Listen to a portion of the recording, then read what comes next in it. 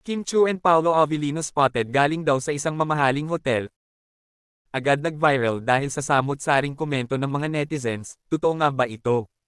Sabay-sabay natin yan alamin, ngunit bago ang lahat tapusin ang video at huwag mag-skip para wala kang ma-miss. At syempre bago natin ipagpatuloy ang video, mag-subscribe na, para lagi kang updated sa mga trend.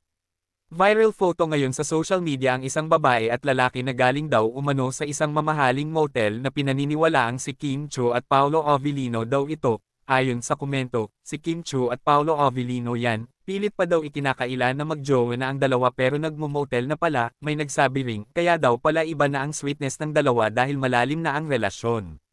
Agad naming inalam kung ano nga ba ang larawang pinagkakaguluhan ng mga tao sa social media at inuulan ito ng komento, nagsuri ang aming team, at nang alap ng impormasyon, ayon sa aming source, hindi ito si Kim at Paolo, kahawig lamang ni Kim yung babae dahil sa pangangatawan nito ay talagang mapagkakamalan mo na si Kim, at ang lalaki naman na nasa larawan ay hindi naman masyado makita ang muka, ngunit ganun din ito ang pangangatawan at ang side view ay hawig din ni Paolo, ngunit ito ay isang larawan ng mag-jowa na non-showbiz at ayon sa aming pangangalap ng impormasyon, wala pa naman official na anunsyo ang Kim Pao Love Team. Kung ano nga ba ang totoong namamagitan sa kanilang dalawa, ang tanging sagot lamang ni Kim Chiu pag natatanong sa interview ay magkaibigan lamang daw sila, pero kinikilig pa din ang mga fans dahil sa mukha daw ni Kim ay parang kinikilig ito, dahil special na kaibigan daw, ang treto sa kanya ni Paolo.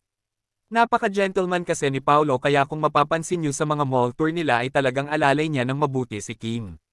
Kayo, anong masasabi niyo tungkol dito? Magkomento lamang sa comment section at huwag kakalimutan na mag-subscribe para sa mas malawak pa nating impormasyon. Maraming salamat!